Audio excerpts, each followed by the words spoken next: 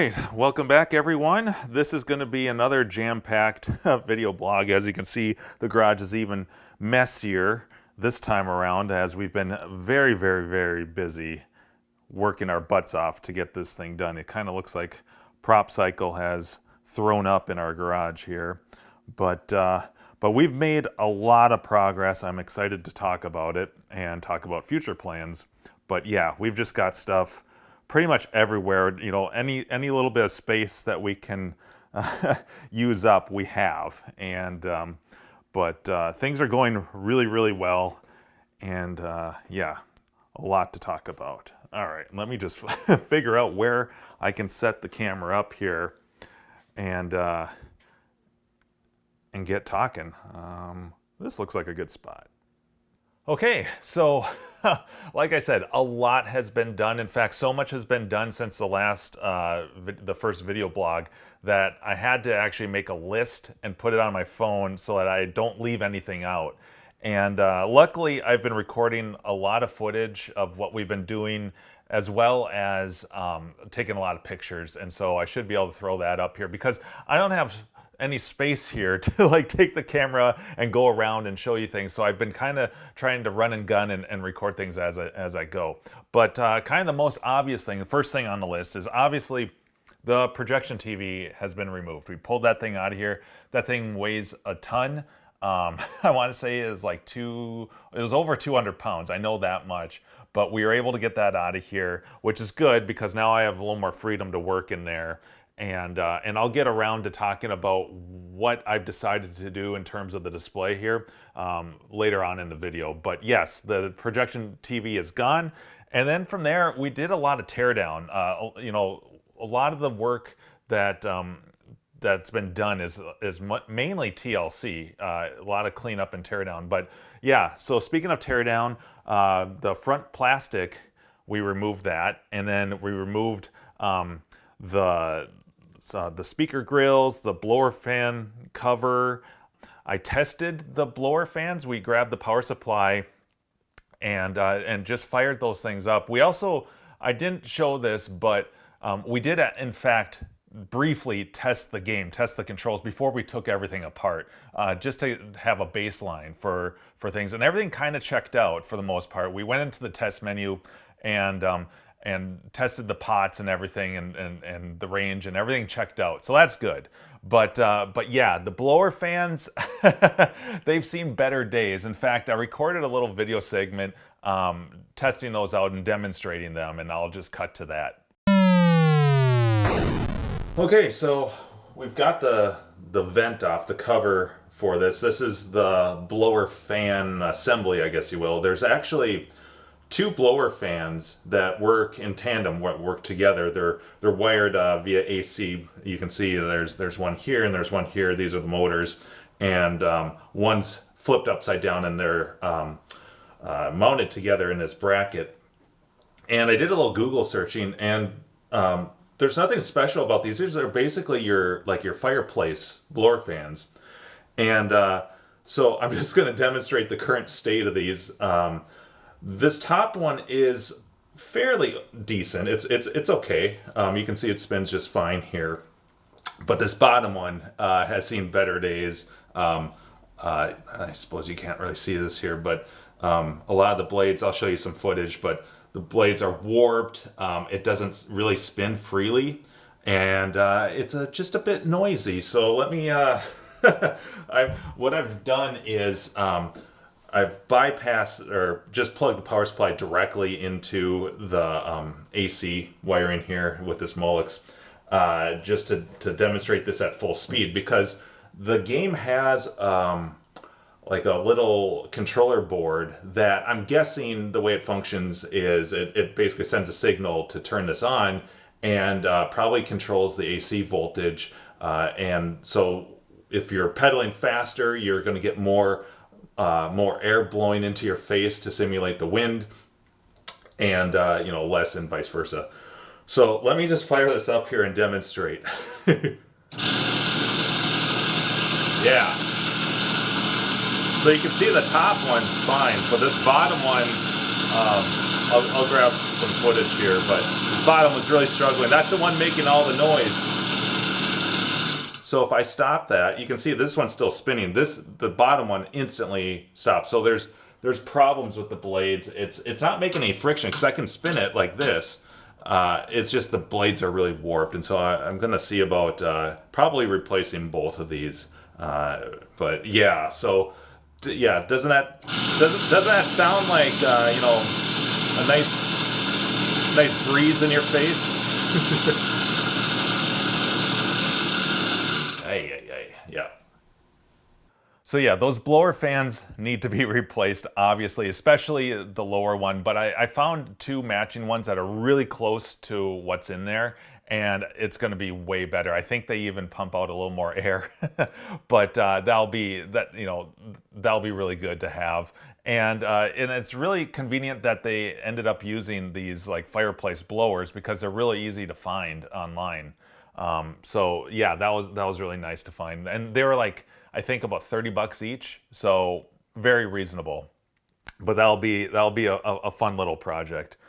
We removed the entire bike frame from the platform because that needed to be removed so that we could get at other parts, and it also needed to be cleaned up.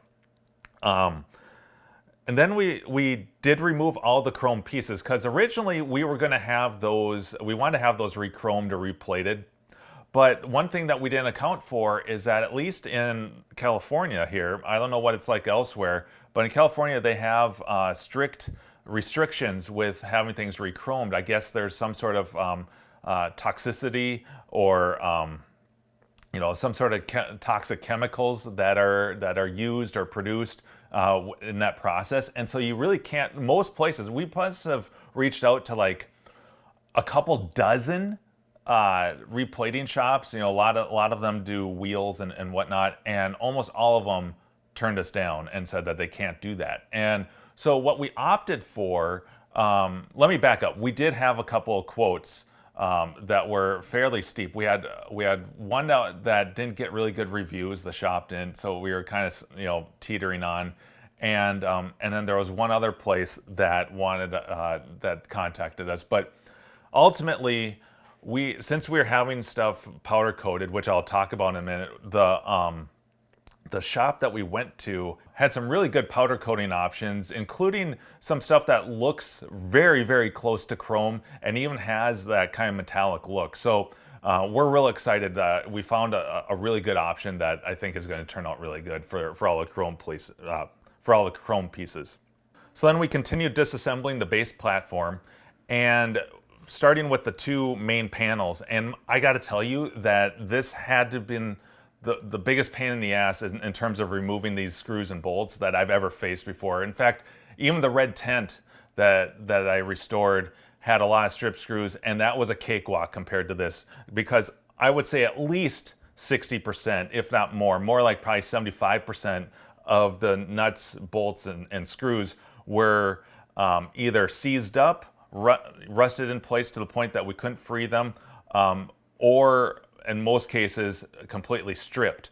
And I would say at least 75% of them I ended up having to resort to cutting slots in these bolts and screws with my Dremel in order to free them up, and it was a complete pain in the butt. In fact, there were a couple that probably took me close to half an hour to free up. One in particular, I had to basically just shred the thing, trying to cut different slots to get it to just free up. And it was a miracle to even get that thing out. But yeah, we got those two panels removed, and we're gonna have those powder coated, just like the chrome pieces. I think they're gonna turn out really, really, really good. We found a powder coat, a color that was almost a complete spot-on match, and I'm super excited to have those done. Of course, the two warning decals will also get stripped down, and so those will need to be replaced. And what I ended up doing, since they're fairly basic, was I measured them, and I was going to vectorize them, but they're so basic it was actually easier for me to just recreate them in Adobe Illustrator. And we have a local place that's going to be printing those out for us, so that should turn out really nice too. So after those panels were removed, I removed they call it the slide and the base joint. It's a big, heavy-duty metal base that holds the bike in place.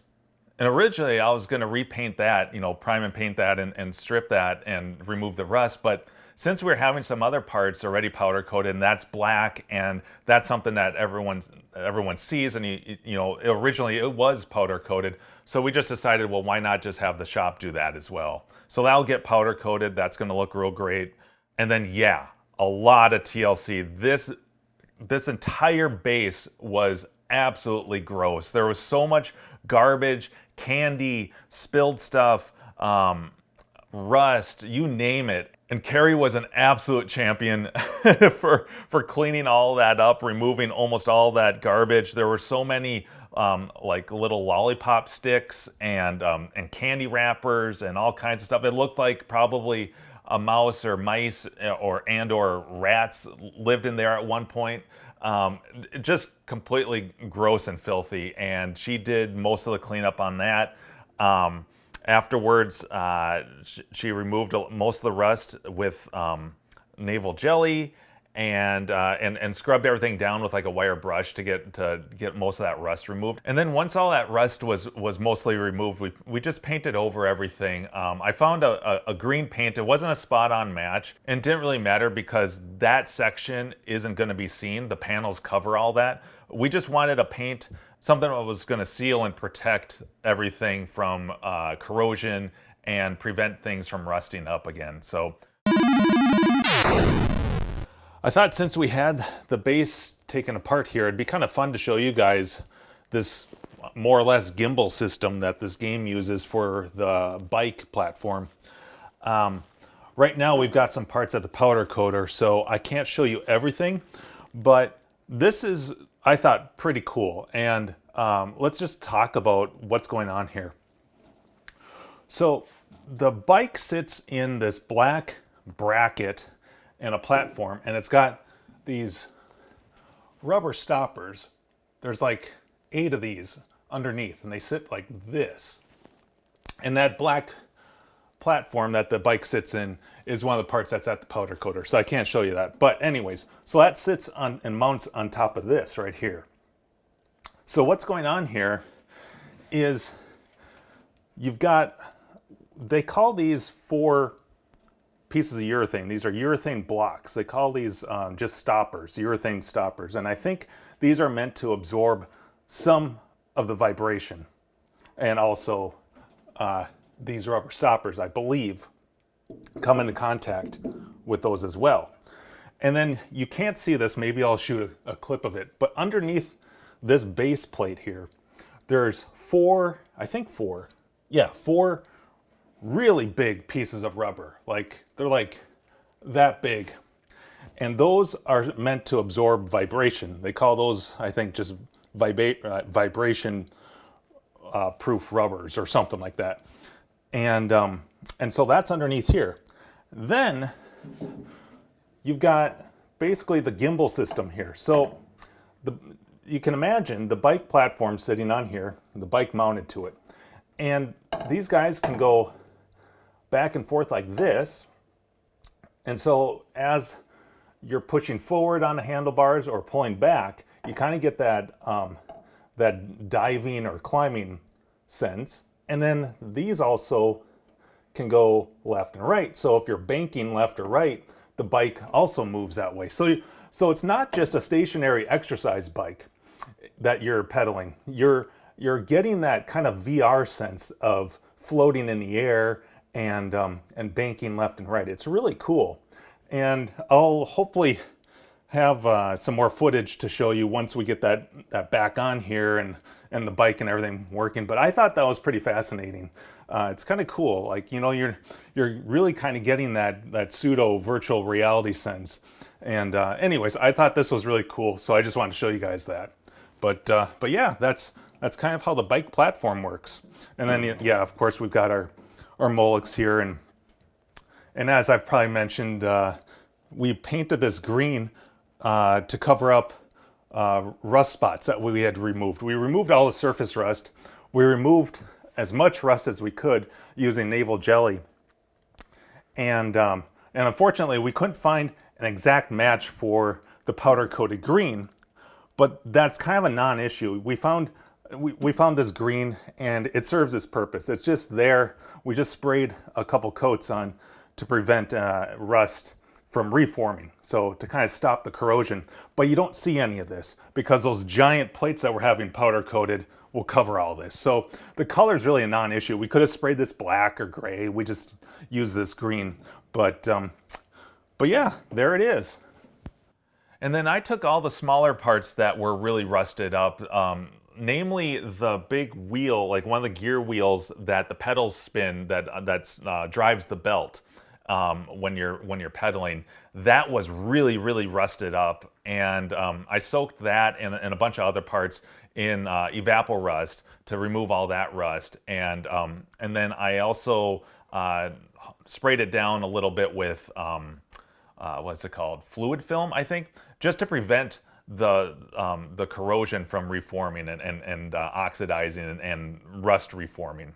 Then I took a hose and basically I scrubbed the bike down, removing most of the rust, the surface rust that I could, but I hosed that down, and then I did several rounds, probably 3 or 4, with naval jelly just to try to get almost every piece of rust that I possibly could removed from that bike. In fact, I soaked the base first in evapor rust. We had 3 gallons of that stuff, and it was just enough to soak the bottom portion of the base. But yeah, the rest of it got the naval jelly. And that stuff works pretty well. I got a lot of the rust, most of it removed. And then I just went over that entire bike using, I like this, Ace Hardware has this rust stop paint. And it's great stuff for metal parts because you don't have to prime it. It adheres directly to the metal. And just like the name says, you know, it prevents rust from reforming. And so I painted that entire bike with that gray rust stop paint, and it actually came out really good.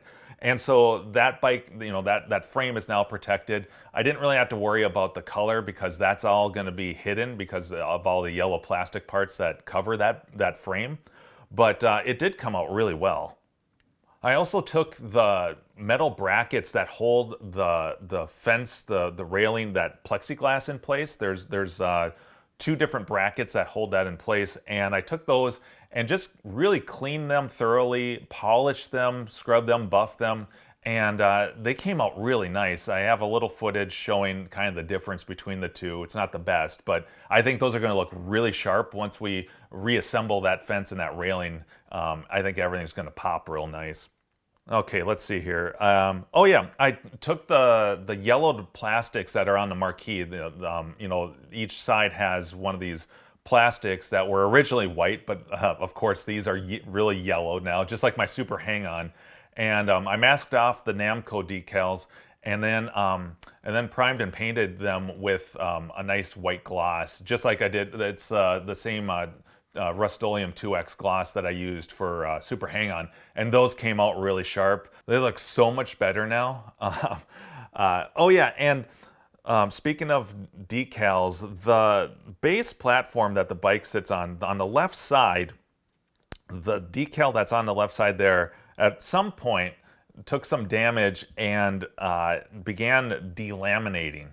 And since these aren't being reproed, I decided that the best course of action was to just trim that ugly laminate that was showing, like the white, like the film of that laminate was starting to peel off. And so I just trimmed that right at the edge of it all. And now it looks a lot more pleasing to the eye. It's not perfect, obviously, but it blends in a lot nicer, and you don't have that ugly like white edge from that laminate that's peeling back. It's those little details that make all the difference. Okay, making my way down the list here. Okay, so just like the 2 plastics that were yellowed for the marquee, there were 2 plastics on the bike, 2 yellow plastics. They sit just below the handlebars. And when we were disassembling the bike, we noticed that some kid or someone had wedged like a quarter or 2 in there, because we were wondering why there were these circular scuff marks that were clearly made from turning the handlebars, but that shouldn't happen. And we discovered that someone had wedged some quarters inside the plastic, and I'm sure that brought it forward and kind of caused these scuff marks. But they were a big eyesore to the point that I started entertaining the thought of repainting those plastics. Now, it's really tough to get the same finish, but I found a paint that was absolutely spot on. A spray paint. I think it's called like it's Rust-Oleum's like Golden Sunset or something. It's a yellow gloss, and it was a spot on match. And so what I did was I took some of that finish off and then primed them. And of course, while I'm doing this, you know, in California here, in Northern California, it's rain season. Winter is rain season, apparently. And so we had a very limited time to do this. And so we set up a canopy and then wrapped the poles, wrapped the outer edge with shrink wrap to kind of make a paint booth. And that ended up working out really well. And so I primed and painted these two plastics, and it came out absolutely great. The color was spot on, but in order to get that same kind of finish, that real glossy shine, I ended up using a liquid wax. It's like McGuire's liquid wax that you'd use like for a car. And I started out with 2 coats of that. Then I ended up adding the third and finally a 4th coat of wax. And not only did that protect it, but it added that nice sheen. And those 2 pieces came out way better than I expected. But now there's not nearly as much of an eyesore with those scuff marks. They just look way, way, way better. So I'm really happy with that. So yeah, that's pretty much it. I think that's everything. On the to-do list, there's still quite a bit, but I think we're over the hardest parts as far as the TLC and the cleanup and then all that stuff goes. We still need to put everything back together. We're still waiting on the parts from the powder coater. I'm really excited to see those. We've already sent out the Adobe Illustrator files to our local printer here, who's going to make those warning decals for the platform. Yeah, then it's a lot of reassembly. You got to reassemble the bike platform and the base. I do need to cut a little piece out of metal for that black base. So where the Molex connects inside the Molex for the bike and for all the controls and everything like that, there's supposed to be a metal cover that goes over that area to protect that Molex. And when the previous owner disassembled everything and was moving it, I'm sure he just misplaced that, and so we never got that. Not a huge deal. But I do want to cut a new. I have a piece of aluminum that I'm gonna cut and paint, and that should cover that up nicely. Because otherwise, it's kind of an eyesore to see that Molex and see the wiring going in. Need to replace the blower fans. That's on the agenda. That'll be fun. I'm actually really looking forward to that and seeing what kind of airflow those new ones pump out, but that'll be fun. I've got a new set of pedals. The original ones aren't bad, but the shafts and everything are really, really rusted, and the grips are fairly worn, and finding pedals was actually surprisingly easy. I actually used Google Lens, if you'll believe it, and I found almost a direct match from using that in the Google search. And those are really inexpensive. I got a pair of new pedals with everything for like, because they're basically exercise pedals, right? They're exercise bike pedals. And they're like 25 bucks for a pair or something. It was very inexpensive. So that's an easy decision to make. I need to install a new power supply, a new fan. I've already got that all ready to go. I just need to do all the wiring and everything like that. I need to clean up the wiring. So almost everything that's left on the to-do list is with this guy here, with the monitor and electronics. And of course, I need to install new speakers and an amp. I've got those. I found a really nice pair of Pioneer speakers, full range speakers. They blow the TV ones out of the water, the ones that were originally in here. And I've got a really nice amp. They sound fantastic. I can't wait to do that. And then, of course, the display needs to be installed. And I have decided what I'm going to do with that. And let me discuss that here for a second. Okay, so long story short, or maybe I should make this a long story. Maybe I will. All right, well, first off, I've decided that the absolute best solution, the most practical solution for me, and this isn't for everyone, is to just go with a modern flat panel TV that has really good latency for gaming. So how this all began was I figured I've got 3, maybe 4 options. The first thing that I did was I started Googling custom displays, and I found a few Chinese companies. I found a couple here in the States as well that claim to specialize in custom flat panel displays. A lot of them are for advertising and whatnot. And most of them that I contacted came back saying that they couldn't make anything that I wanted. Something that's a 50-inch 4x3 with, you know, a resolution of X and Y and all that stuff. So I had one company, I think they're called AV Link, I want to say. They're based out in China. They have a quick turnaround. They came back and they could make they make a 47 point something inch display. So it's still too small. You know, I want something that's gonna fit this space nicely, and so they couldn't make anything that size. It was close, you know, 47 point whatever, 47 and a half inches, and a 4x3 aspect ratio, the right resolution.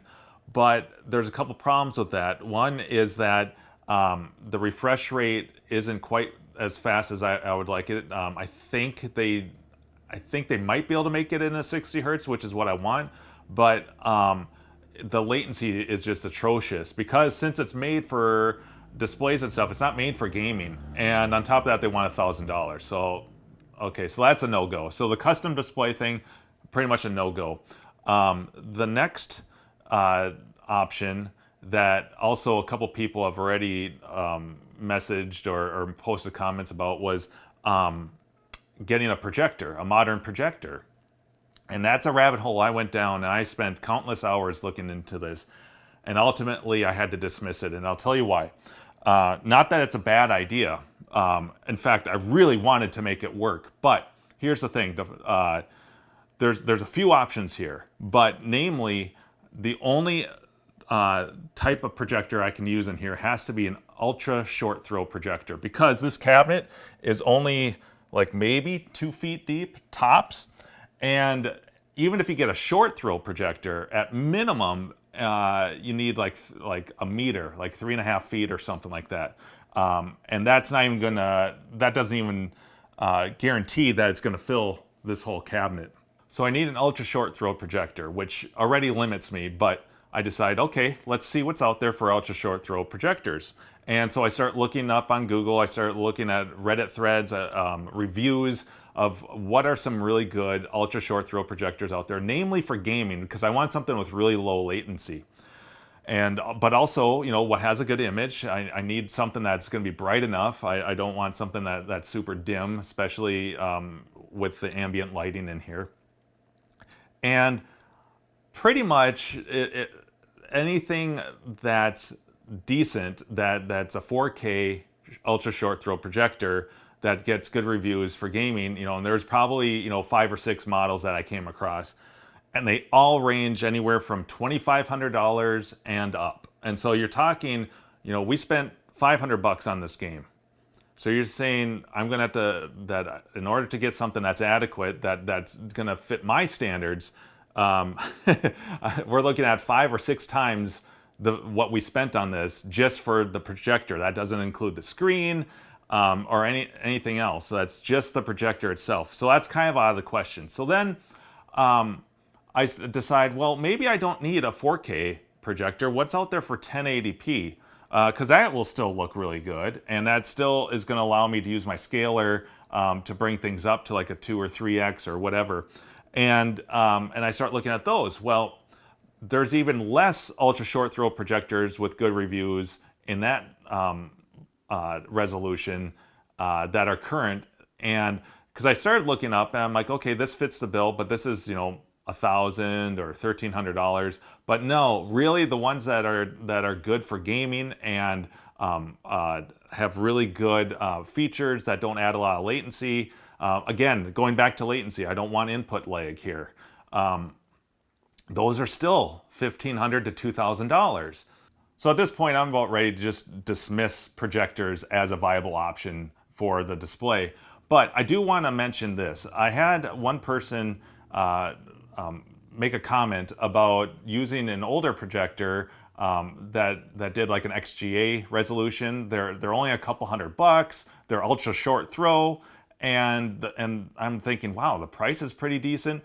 But here's why I decided that that's not going to work, and there's a couple reasons. One, resolution wise, you're talking, I think it's what, XGA resolution, so that's like 1024 by 768, which is still, technically it's higher than what was in, 640 by 480. But that doesn't provide a high enough resolution to get a good scale out of my scaler, my upscaler. And I don't think it's going to look all that much better. It's going to look better than the rear projection screen, but you don't get a full integer scale that way. It's not even going to provide 2x of a scale. So I'm not sure that the scaler is going to work very well, but the biggest issue is the latency with these older projectors. They're not designed for gaming, they're designed for presentations, PowerPoint slides and whatnot. And so the latency across the board for those older projectors is absolutely atrocious. You're talking like 70 milliseconds and upwards, which, 3, 4, 5 frames of lag is significant, and that's far more important to me than an aspect ratio. I want there to be zero lag or close to it. And again, that brings it back around to projectors, that they're not, you can find good projectors for gaming that are going to be like a frame, maybe less than a frame of lag. But again, that's where the cost comes from. And so at this point, I have to dismiss the projector thing. Plus, from what I could tell from researching, that a lot of times when you're centering the image and adjusting the keystone and getting everything nice and square, that sometimes that adds even more processing to the image, thus increasing latency as well. And I don't want to have to hassle with all this stuff. Plus, mounting the projector, paying a fair amount of money for a good screen for it to be rear projected, and then having to really center everything. And at the end of the day, I just don't want to mess with that. There's all those headaches are completely eliminated by just using a modern TV display that has a good gaming mode, good latency.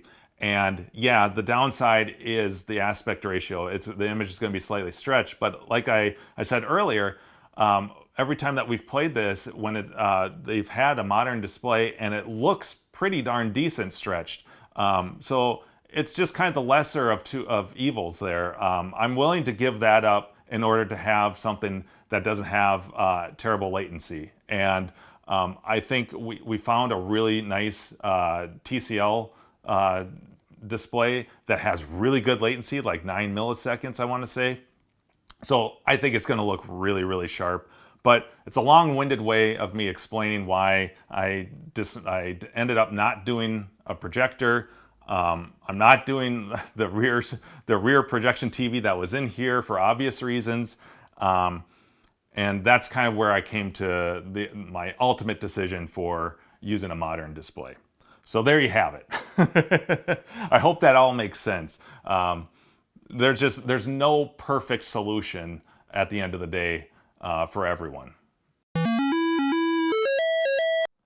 So that's where things are standing as of right now. And we have a lot of work ahead of us, but boy, we've accomplished a lot. And I'm super excited to keep moving along with this project. I can't wait to get the powder-coated parts back and really start buttoning this project up. It's gonna be a lot of fun. I'm really excited. So anyways, thanks for watching this entirely lengthy video blog, and I'll see you guys in the next video.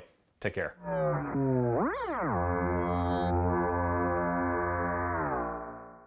Okay, a little sidebar here, something I thought you guys might find interesting that I did.